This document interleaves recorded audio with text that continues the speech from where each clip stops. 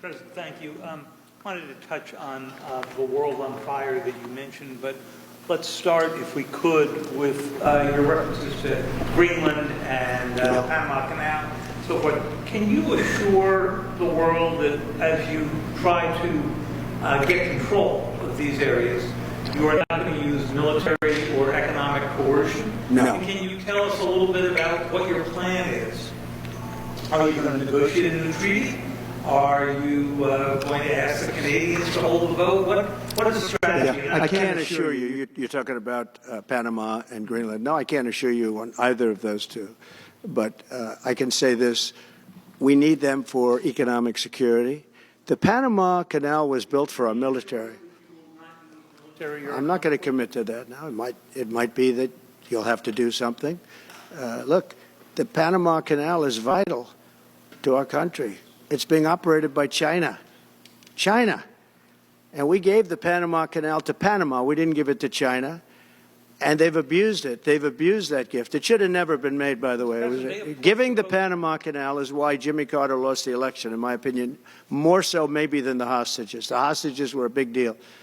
But if you remember, and nobody wants to talk about the Panama Canal now because, you know, it's inappropriate, I guess, but because it's a bad part of the Carter legacy. But he was a good man. Look, he was a good man. I knew him a little bit, and he was a very fine person. But that was a big mistake. Giving the Panama Canal to Panama was a very big mistake. We lost 38,000 people.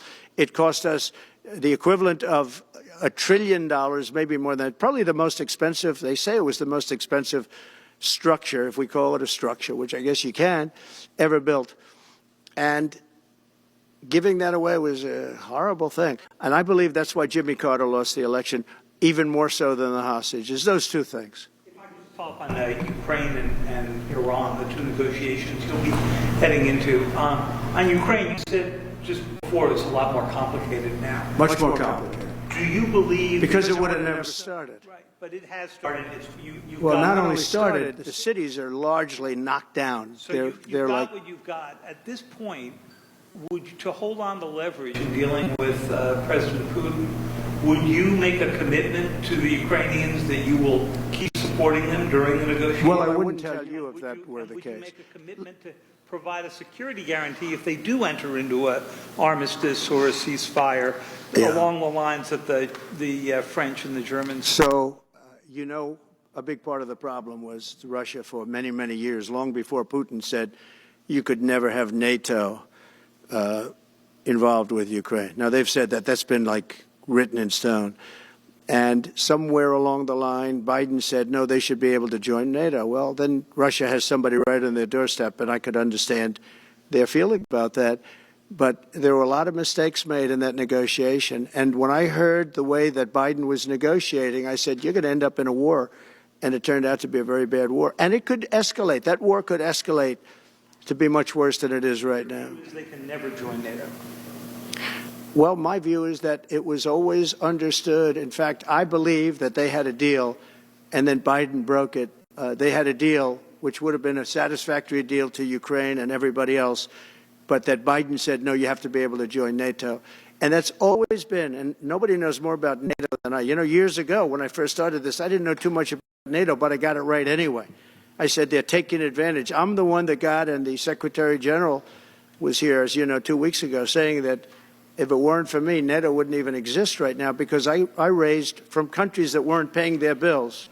At that time, 28 countries, 20 of them were not paying their bills, 21 to be exact. They weren't paying, or they were paying a very small portion. And I raised over $680 billion. That was the number he gave, by saying, if you don't pay, we're not going to protect you. And as soon as I said that, the money came pouring in. But Obama could have said it. Other people could have said it. Bush could have said it. Nobody said it but me. I took a lot of heat. They said, oh, that's a threatening statement. Well, they weren't paying their bills. I said, we're not going to protect you if you're not paying the bill. So in a true sense, I saved NATO, but NATO's taken advantage of us. And one of the problems that I have, and I've said it openly, I said it to President Zelensky, Europe is in for a tiny fraction of the money that we're in. Now, whether you like that situation or not, Europe is much more affected than the United States. We have a thing called the ocean in between us, right? Why are we in for billions and billions of dollars more money than Europe? And, you know, they're a similar size, a little smaller, but they're a similar size economy as the United States when you add them up. And yet Europe is in for a small fraction of the number the United States is in. Now, Biden could have called them up during the term. That's what I did. I said, you have to pay your bills. And they all, one stood up. I won't say who. You'll probably have it because the papers, the media hated to report on it. But a prime minister stood up from a country, you know, a famous meeting of 28 nations with no press, no anybody in the room. He stood up. He says, does that mean if we don't pay our bill, and at that point it was 2%, it should be 5%. It should be 5%, not 2%. But at that point it was 2%, but many people didn't pay. Some people didn't pay anything. But many people were way, including Germany. Germany was at less than 1%. You're going to press for 5%? Well, I think NATO should have 5%, yeah. Well, you can't do it at 2%. I mean, at 2%, every country, if you're going to have a country in a regular military, you're at 4%. I think they should be, you know, they're in dangerous territory. I think you should be, they can all afford it, but they should be at 5%, not 2%. I'm the one that got them to pay 2%. But a gentleman stood up, a prime minister stood up, and he said to me, sir, could I ask you a question? You're saying we have to pay our bills. If we don't pay our bills, will the United States protect us from Russia? I said, if you don't pay, you mean you're delinquent? He said, yes. He said, if you're delinquent, we will not protect you. I took a lot of heat.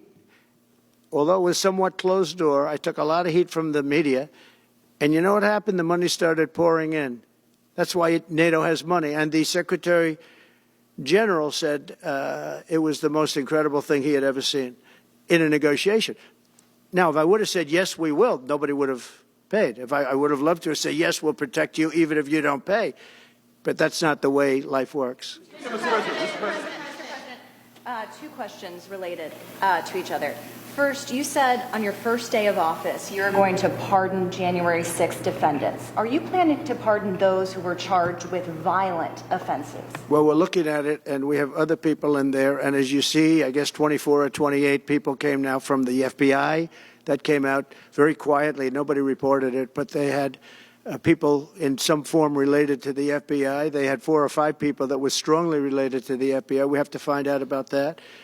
We have to find out about Hezbollah. We have to find out about who exactly was in that whole thing, because people that did some bad things were not prosecuted. You know, I see it all the time, and you see it too. People that were doing some bad things weren't prosecuted, and people that didn't even walk into the building are in jail right now. So we'll be looking at the whole thing, but I'll be making major pardons. Yes, please.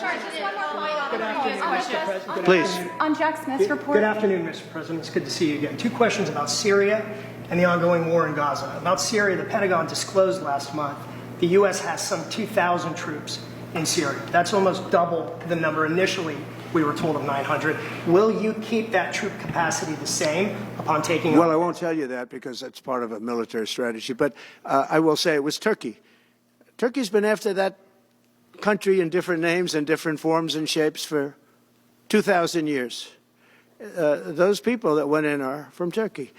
And President Erdogan is a friend of mine. He's a guy I like, respect. I think he respects me also. He's the one that didn't go after certain people after I requested that he not. You know who I'm talking about, the Kurds. I don't know how long that's going to, because they're natural enemies. They hate each other. But he didn't do that yet. And he didn't do it in the past also. He started, and I said, please don't do that, and he didn't do it. So, but if you look at what happened with Syria, Russia was weakened, Iran was weakened, and he's a very smart guy. And he sent his people in there through different forms and different names, and they went in and they took over, and that's the way it is. I'm sorry, I don't mean to interrupt you. Do you have concerns about HTS taking control of By the way, Syria? I have the envoy here. Is that in the back?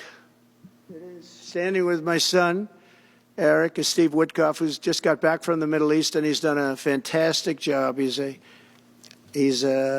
great deal maker. I said, what we need there is a deal maker, because nobody makes a deal. We have people that understand where the rivers are and where the meets and bounds are, but they can't talk. They can't make deals. Steve's done a great job. I just want to thank you, Steve.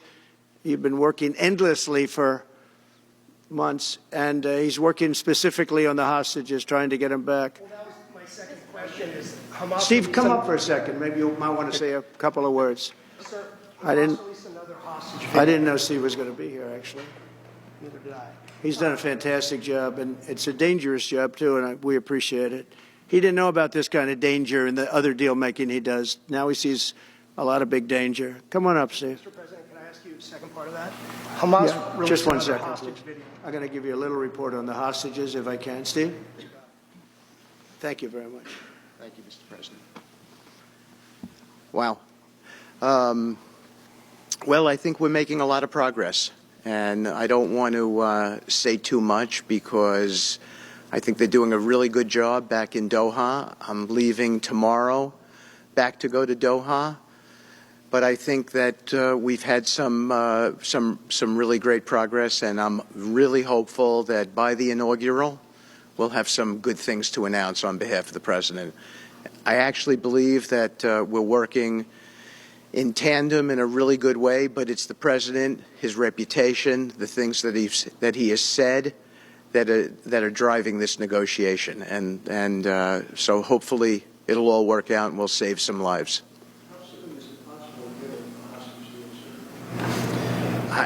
I believe we've been on the verge of it. I don't want to discuss sort of what's delayed it. There's no point to be negative in any way. But I think it's the President, his stature, what he said he expects, the red lines he's put out there, that's driving this negotiation. I'm going back probably either this evening or tomorrow night. Are you confident there'll be a deal before January 20th, or is that something that's likely to happen, if there's a deal even at all? And we've been hearing this now for the better part of... I know. I would say... They better be. Right. I would say that the President is exasperated. I don't want to talk for him, but look, I don't know anyone who delegates better than President Trump. He gives us a lot of authority to speak on his behalf, and he exhorts us to speak emphatically. And emphatically means you better do this, because the alternative... Do you think they're waiting for President Trump to take office? No, I think they heard him loud and clear. Better get done by the inaugural. But when you say all hell will Before be paid, I take office. all hell must be paid if they don't release the You know what that hostages. means, don't you? Well- Do I have to define it for you? Look, all No, I know hell you're not will gonna break out. telegraph If what- those hostages aren't back, I don't want to hurt your negotiation. If they're not back by the time I get into office, all hell will break out in the Middle East. Can you elaborate? And it will not be good for Hamas, and it will not be good, frankly, for anyone. All hell will break out. I don't have to say anymore, but that's what it is. And they should have given them back a long time. They should have never taken them. There should have never been the attack of October 7th. People forget that. But there was, and many people are killed. They're no longer hostages. I have people from Israel and others calling, begging me to get, we had also people there from the United States, just so you know. They're holding some so-called hostages from the U.S. But I've had mothers come to me and fathers crying, can I get the body of their son back? Can I get the body of their daughter back? That beautiful girl where they threw her in the car, pulled her by her ponytail and threw her in the car like she was a sack of potatoes. I said, what happened to her? Sir, she's dead. Like a 19, 20-year-old beautiful girl. And the way they treated her. And I just say it this very simply. Steve's got a job to do. He's a great guy, great negotiator, great person. They respect him over there already. It's what we needed over there. We have people that know everything about the Middle East, but they can't speak properly. They don't know. He's a great negotiator. That's what I needed. I could have sent that gentleman right over there, Hussein. He's a great negotiator. There are people, they're rare. Great negotiators are very rare, like a great surgeon. But we have the right person. But I tell this, I don't want to hurt the negotiation. If the deal isn't done before I take office, which is now going to be 2 weeks, all hell will break out in the Middle East. Okay? Thank you, Mr. President. You've done a great job. Thank you. More than 140 police officers were injured by rioters on January 6th. Will you pardon anyone who attacked a police officer? Well, the only one that was killed was a beautiful young lady named Ashley Babbitt. She was killed, and there was actually somebody else that was killed, also a MAGA person, but people don't give it 100% credibility. I'm going to find out about it, and we're going to find out. But Ashley Babbitt was killed. She was shot. She had never been shot. She was shot for no reason whatsoever. In fact, they say that she was trying to hold back the crowd, and the crowd was made up of a lot of different people, so we'll see. But I will tell you this. The person that was killed was Ashley Babbitt. The other thing is, when they talk, there was never charges of insurrection or anything like that. But if there were, this would be the only insurrection in history where people went in as insurrectionists with not one gun. Okay? And let me tell you, the people that you're talking about have a lot of guns in their home for hunting and for shooting and for entertainment, a lot of good reasons. But there wasn't one gun that they found. And why didn't they find the bomber, the pipe bomber? They know who the pipe bomber is. The FBI knows who it is. The status of the FBI has gone down so far, and the status of the DOJ, or as I call it, the Department of Justice, it's the Department of Injustice. It's being laughed at all over the world. And hopefully with Pam Bondi and with Kash Patel and with other people that we're putting in, that will all come back. If you do a poll in the FBI, I guarantee I'm at like 90% with the agents of the FBI. But they have hurt that incredible place. Law enforcement, I mean, you think of the FBI, they raided this house. By the way, they could have told me, could I see this? I would have given them, I actually told them, come in anytime you want. You can see anything. They raided the house, and the case was dismissed. And now I'm in litigation. I'm suing them for doing that. And I feel so badly doing it. I'm the president of the United States, and I'm suing the United States. But I'm suing them for other things, too. The FBI has gone so, its reputation has been so horribly hurt. Between Comey, who is the worst, and all of the others, what's happened to the FBI is, and we're going to make it great again. We're going to make the FBI great again. We're going to make the Department of Justice fair and strong, but fair again, because all they did was attack me because I'm their political opponent, and that includes with local judges like Marchand. You ought to find out. Ask them, why do I have a gag order where I'm not allowed to speak? Think of it. I'm the President of the United States, and I'm not allowed to speak. Why? Because if I did speak, people would understand the scam. It's a scam. And we have very dishonest judges, and New York judges are very bad. We had one that valued this house at $18 million because it was good for their case. He actually valued that chandelier is worth more than $18 million. He valued this house as $18 million. And we have another one who was so nasty, so horrible, such a brute, most vicious, vile person. These are New York judges. But we've won most of the cases, so we're very happy about that. Please. Back on Greenland, your position is clear, but have you directed your staff to take specific actions to draw plans? And can you elaborate again? You didn't rule out military coercion. Well, we need Greenland for national security purposes. I've been told that for a long time, long before I even ran. I mean, people have been talking about it for a long time.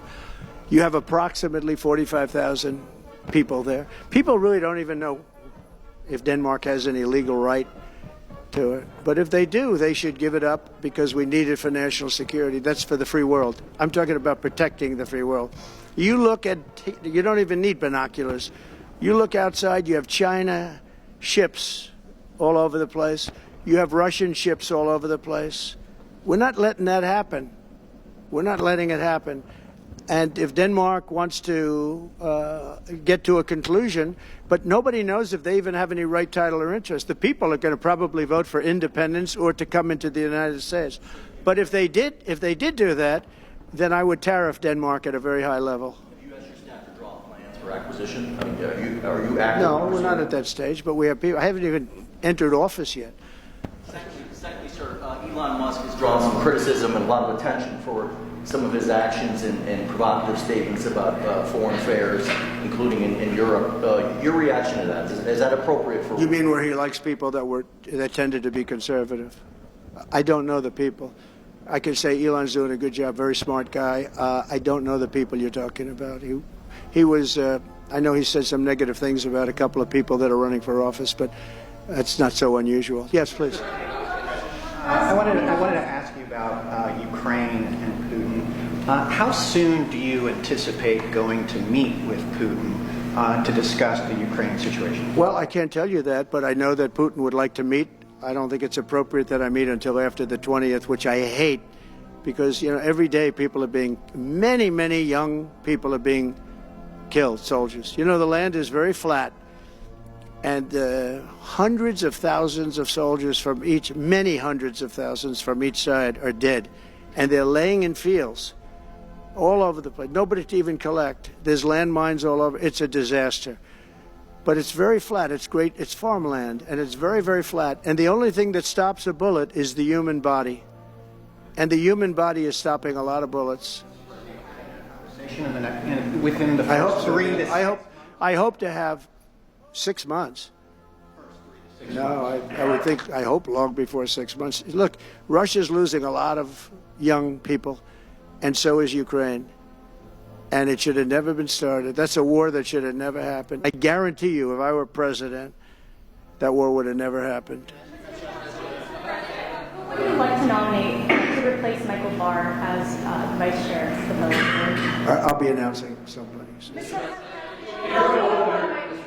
if we were to work under the assumption that you're serious about making Canada a 51st state of the United States, the leader of the Conservative Party in Canada said, under no circumstance will it ever be the 51st state. Maybe he won't win, but maybe he will. I don't. Point, you had suggested. Listen, I don't care what he says. But, Sir, real fast, you said you were considering military force to acquire Panama and Greenland. Are you also considering military force to annex and acquire Canada? No, economic force, because Canada and the United States, that would really be something. You get rid of that artificially drawn line, and you take a look at what that looks like. And it would also be much better for national security. Don't forget, we basically protect Canada. But here's the problem with Canada. So many friends up there. I love the Canadian people. They're great. But we're spending hundreds of billions a year to protect it. We're spending hundreds of billions a year to take care of Canada. We lose in trade deficits. We're losing massive. We don't need their cars. You know, they make 20% of our cars. We don't need that. I'd rather make them in Detroit.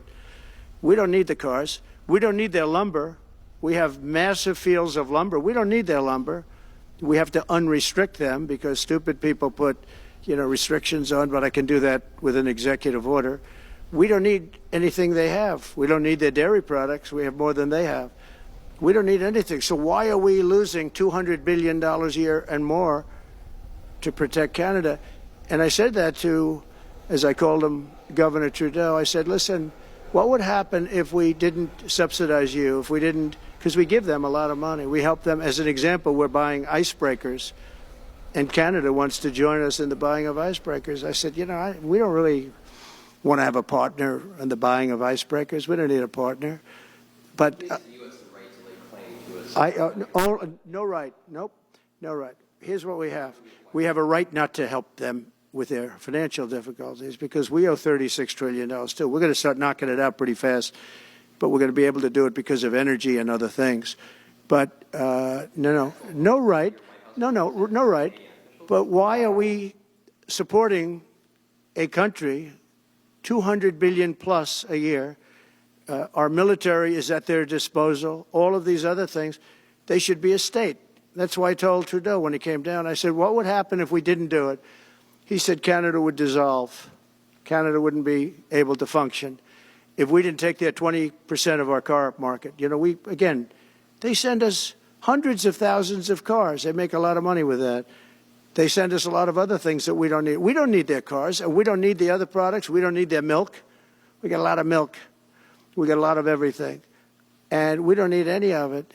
So I said to him, well, why are we doing it? He said, I don't really know. He was unable to answer the question, but I can answer it. We're doing it because of habit, and we're doing it because we like our neighbors, and we've been good neighbors, but we can't do it forever, and it's a tremendous amount of money.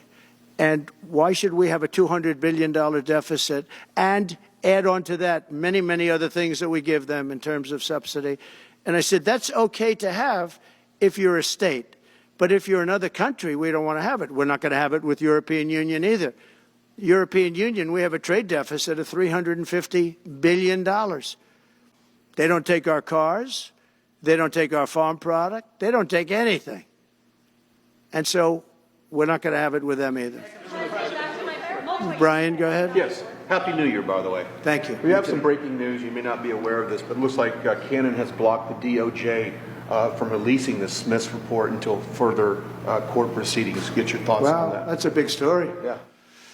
So, if I get it right, the fake witch hunt started by the DOJ having to do with books and records, and Biden had many more, and he wasn't protected by the Presidential Records Act. I was. But all of that fake stuff that took the lives of people, I mean, literally destroyed people. People are destroyed because of what they did. Destroyed. But we got to be president.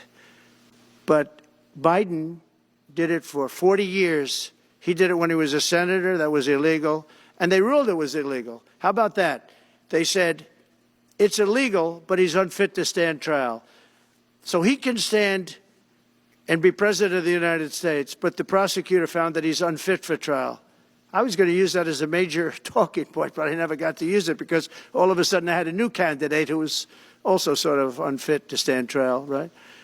But so what you're saying is that the judge just blocked the so Cannon was thrown off the case. They dropped their appeal because he had no case. They dropped all of that, the lawsuits against us. They lost the lawsuit. So this is deranged Jack Smith. So he dropped the lawsuits. He was told to by the DOJ because they had no lawsuit. They lost in court in front of a very strong and a very brilliant judge. They lost in court, and that pertained to other cases in other courts. So he wanted to do a report just before I take office, probably.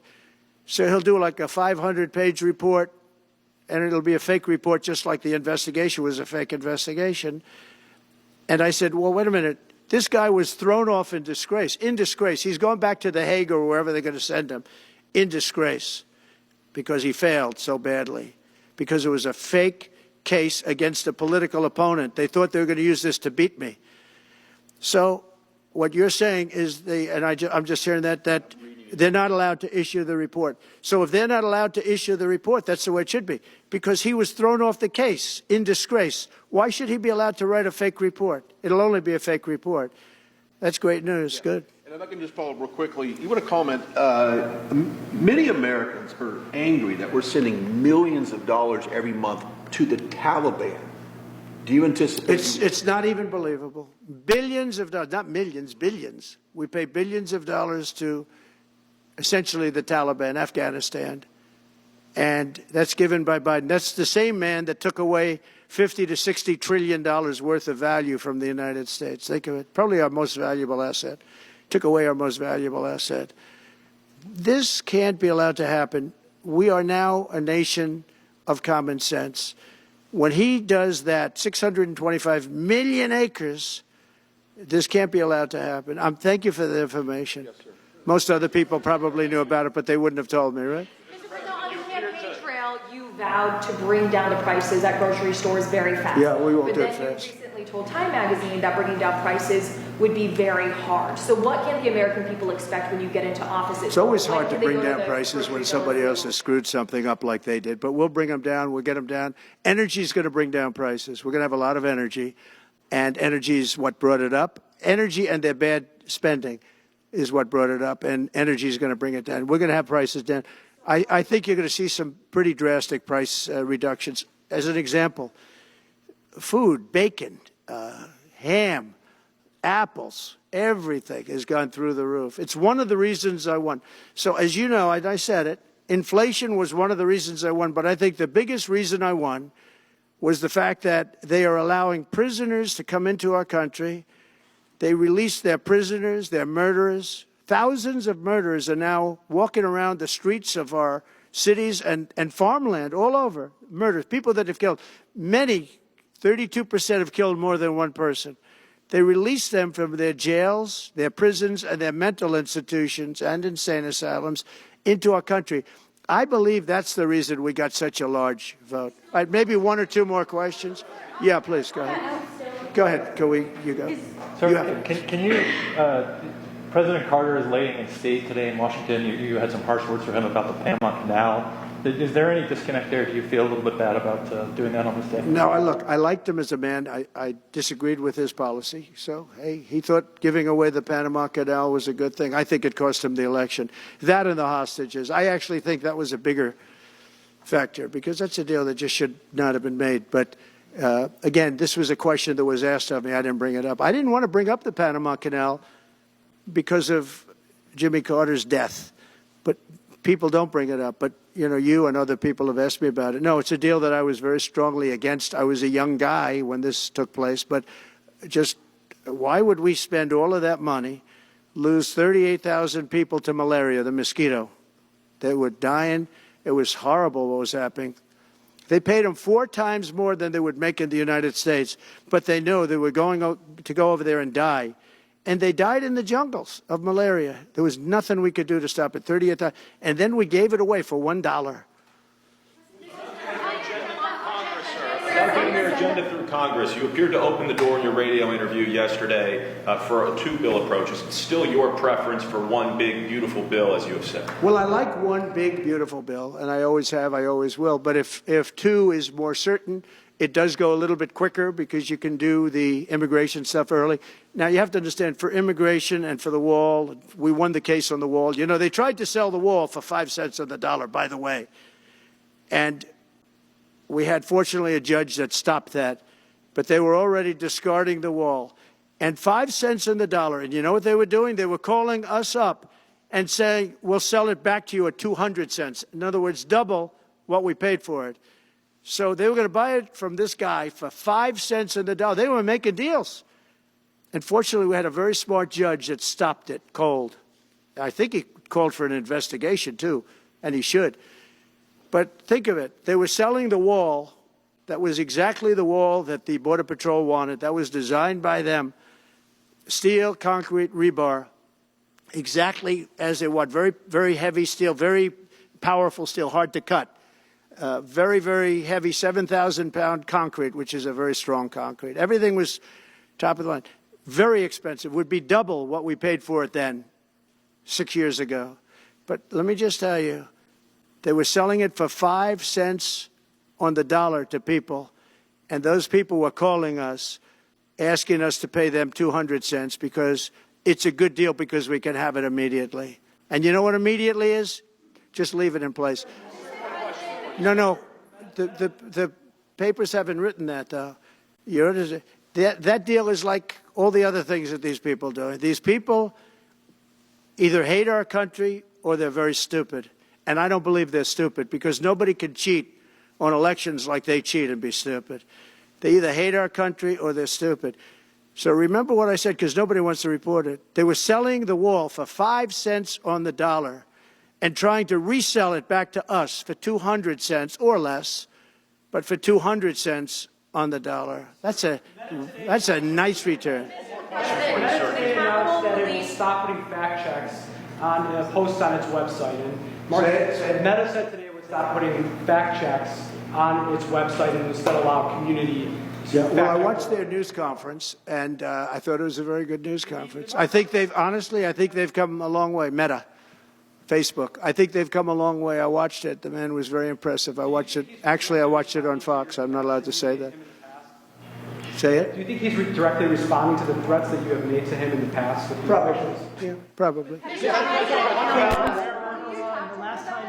last time you were here, you were asked a question about the U.S. possibly launching a preemptive strike on Iran. You said you wouldn't answer that question. On who? Obviously, on Iran. The U.S. launching a preemptive strike on Iran's nuclear facilities. And I said, I don't talk about it. It's a military strategy. But it is a legitimate question. Well, it's not really, because only a stupid person would answer it. Look, it's a military strategy, and I'm not answering your questions on military strategy. All right, one more. Brian, go ahead. Brian. Could you give us a preview of what you might be talking to leaders of Congress who are expected to come here in the next couple of days? And you've got a very supportive Congress behind you. Yeah, they're great. So we have a wonderful Republican Congress. We have a leader that I have a lot of confidence in. I think he's going to be hopefully a great leader, a great speaker. And we have a leader, by the way, in the Senate I think has been great. John Thune has been doing a fantastic job. But it goes through the House first. And the question is whether or not we do the two bills or one bill. And, you know, look, I can live either way. I like the idea of the one big bill, but I can live either way. But they'll be coming down. The senators also will be coming down. And then ultimately we'll be meeting in the White House in a few weeks. But right now this is the winter season. You know, they sort of call this the winter White House. It was built, I don't know if you know this, Marjorie Meriwether Post and E.F. Hutton built this. It was the greatest of all the estates in our country.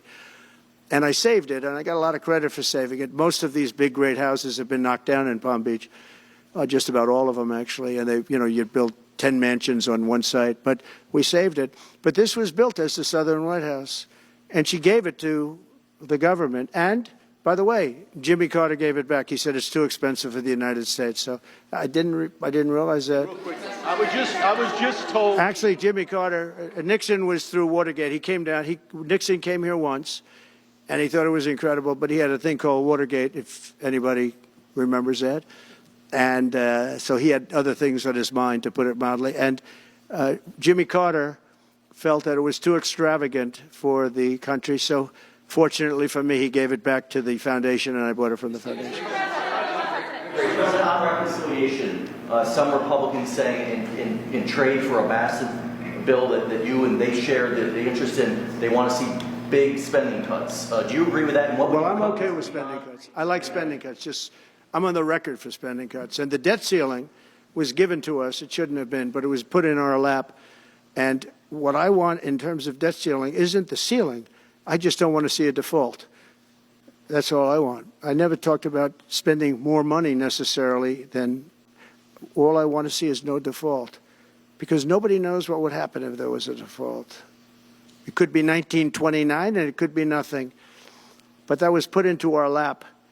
And it shouldn't have been, but it was. And so we'll handle it. But debt ceiling is not about raising a lot of money. It's really just about extending it. I just want to see an extension. Mr. President, sir, on immigration, how much can you do by executive order? Are you planning to do on executive order when it comes to immigration? And how much do you want Congress to tackle this issue? And also on day one, well, I had the safest border in the history of our country by far. You remember the famous chart that I brought down. I love that chart very much for a lot of reasons. But I have the safest border by far in the history of our country. And when I took it over, it was a mess. Nothing like it is now. This is 10 times worse. I got elected because of the border the first time, and I think I got elected largely because of the border the third time. And the second time I did equally well. Well, not as well as the last time, but I did very well. And I will say this was too big to rig. You know the expression? Too big to rig. They couldn't do it. They tried, but they couldn't do it. I didn't get very much from Congress at all. I just said that we're being invaded, and I took the money out of the military. Much of the wall, I built over 500 miles of wall. Much of that wall was built through money that I put into the military. We took it out because we couldn't get things from Congress in those days, and we took it out. And that wall was built largely with money coming from the military. So, very simple. I went to the military. I said, our country is being invaded by very similar, nothing like what's invading our country now. They weren't releasing prisons into our country, and they weren't releasing mental institutions in, but some bad dudes were coming in, right? And I said, our country is being invaded. And I took that money largely from the military. I was sued 9 times by the Democrats in Congress, and I won all those suits. And we ended up building 571 miles of wall. Once that wall was built, they start going around it. So we're going to add another 200. That would have been up in 3 weeks. And then we had a very unfortunate election result. And they said, we don't want to put it up. We'll sell it. And they started selling it for 5 cents on the dollar. What a second. So we'll do this again. I just want to thank everybody very much. I'm just telling you, this will be the golden age of America. This is the golden age of America. We're going to have a great country again. We're a country right now under siege. We have so many different problems, and nobody respects us overseas, but now they do. The Italian Prime Minister, as you know, came here the other night, just flew in and flew out. She wanted to see me. And great respect is being shown. When I went to the cathedral in France, great respect was shown by the Prime Minister, the President, by everybody. France was, and by the way, I have to say they did a great job in the cathedral. But great respect is being shown to our country again. And we have a great country, but we have to run it properly. It's going to be run properly. We want to get back those hostages for Israel and for us. You know, we do have people that are hostages being held. And I'll just say it again. If this deal's not done with the people representing our nation, by the time I get to office, all hell is going to break out. Thank you very much.